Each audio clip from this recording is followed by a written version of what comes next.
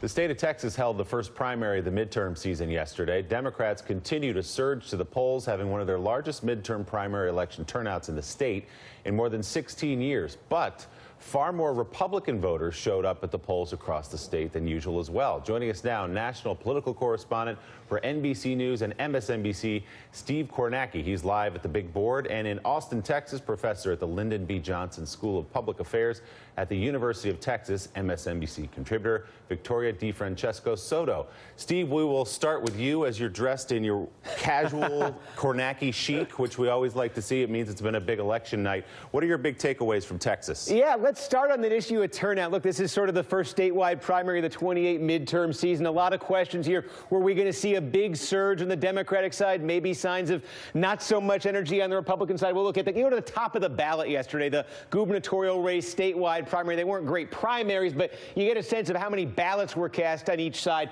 And look, you had 1.5 million Republican ballots. That's the most in primary history in Texas. Republicans broke their own record. This Democratic number is over 1 million. That is up significantly from what Democrats have been getting in the past. But if you look at that gap, that's about 60% of the ballots cast yesterday were Republicans. Whoa, that wasn't supposed to happen. About 60% were Republican, about 40% were Democrats. Historically, what does that mean? That puts Democrats in better shape than they were in 2014 and 2010. Those were very bad midterm years for them. Not as good shape as they were in, though, in 2006. That was a great midterm year for them.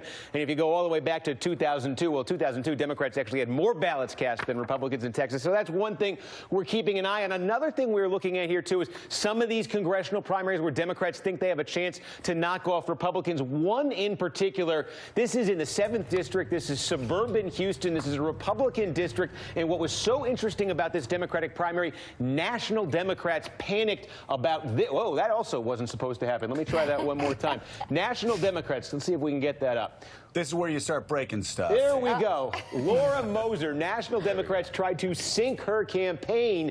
They said, look, she's had been living in Washington, just moved back to the state, had wrote disparaging comments about living in Texas. Well, there was a backlash to what the National Democrats tried to do. Now, look, there's runoffs in Texas. She's going to be in the runoff. If you look at the votes that were just cast yesterday on Election Day, she did much better than in the early vote. Looks like clear signs of a backlash there. So that's one to keep an eye on. Marquee race, one of the closest nationally for the House. National Democrats don't like this candidate, but voters in the district may. That's something. And very quickly, of course, you got the Senate primary this fall. You're going to have O'Rourke, Cruz. 62% for O'Rourke in a primary he was supposed to win very easily. That number may not be as exciting as Democrats were hoping for there. Hey, so Steve, it looks like reports that we've been hearing leading in, talking about registration and early voting, Democrats up 105%, Republicans up 10%. Looks like a lot of those reports about a big blue wave coming in Texas, once again, overhyped. And I say once again because we've been hearing about the coming blue wave in Texas now for about as long as we heard about the coming red wave in Pennsylvania up until Donald Trump's win. To date, it's been the great white whale of Democratic politics, the idea of flipping Texas blue. I will say, look, the turnout is a sign of clear energy on the Democratic side. Again, for Democrats in Texas, that's a phenomenal number. But again, for Republicans, that also shatters a record. I think the other lesson from this, too, though, is, look, when we talk about the early vote, take it with a gigantic grain of salt in the future. This is one of the big lessons of the last few elections. In Texas, all those reports about early votes, one thing to keep in mind, the numbers are only counted when they do these early vote release totals. They're only counted in the run-up to Election Day in the top 15 counties. That's what you're usually seeing in the news. Top 15 counties in terms of population, much more Democratic. So that's going to skew things right there. So again, look, if you're a Democrat and you just said you're going to get more than 1 million votes yesterday, I think you're happy. But if you're a Republican and you broke the record, you're not as sad about that either. Okay, so Victoria, you're in Austin, Texas. You studied Texas politics closely, so you know that no Democrat has won a statewide race there since 1994. We've been hearing these threats of, because of demographics in large part, that Texas was going to turn blue sooner rather than later. What's your takeaway from what we saw last night? It's all about the long game, Willie. So what we saw last night, I would say, is a ripple, not a wave, not a tsunami, but it's about the long game. So Hillary Clinton in 2016 lost the state by single digits. This time around, we're not going to see a Democratic governor. I think Beto has a very slim chance of winning, but I think he's going to come within single digits of Ted Cruz as opposed to the last Senate race, which is 16 percentage points. So I think we need to keep the big picture in mind.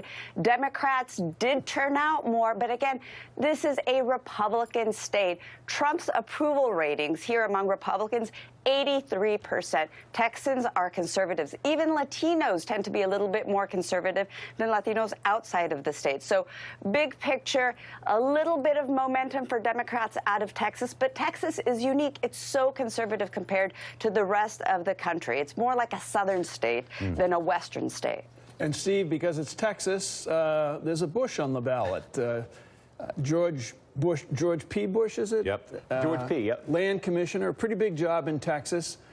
Bush in a Trump state now. How's that working out for them? And it's so fascinating. The son of Jeb Bush, who, of course, Donald Trump mercilessly ridiculed on the campaign trail in 2016, George P. Bush facing a primary challenge to keep his job as land commissioner. He aligned himself tightly with Donald Trump, who then came in at the end with an endorsement of George P. Bush. And look at this, George P. Bush, he wins outright. He avoids the runoff. So George P. Bush, that next generation, latches on to Trump, maybe saving his political career by doing that. But here's the flip side of that, too. The other side of Trumpism, that district we were just talking about, that 7th district where Democrats are excited having that primary, that is, go back half a century, the district where George H.W. Bush launched his political career. He turned it red 50 years ago, and it may be Trumpism that turns George H.W. Bush's old district blue. So that old Bush district could go in 18 potentially. At the same time, by latching on to Trump, the next Bush may survive. So, Victoria, immigration always an issue in Texas that's front and center because it impacts them directly along that border. In the 23rd Congressional District, about 800 miles of border with Mexico there. Big Democratic turnout. How did immigration play last night, and how's it going to play going forward? It's going to play very much so in terms of folks who have a direct linkage to folks who are undocumented. So someone in your household or a cousin or somebody who is a family friend. So it's very palpable. And this is where Will Hurd is in trouble. Even though he's one of these moderate Republicans, the dying breed of the moderate Republican, he has a very strong set of challengers. We still don't know because there's going to be a runoff, but likely going to be a female Latina who speaks for that Latino population, but also a former intelligence officer. So immigration is playing into the larger Trump resistance and other frustrations of Me Too and the Harvey response. So you put that all together, and that's, I think, what's helping that ripple of Democrats gain the momentum in Texas, and I think nationally as well. All right, Victoria DeFrancesco Soto, who knows Texas politics so well. Victoria, thank you very much. Steve Kornacki, whose entire ensemble, sweater, khakis, and New Balance, available wherever khakis are sold. Steve, thank you very much. Sure. Ahead, we're going to speak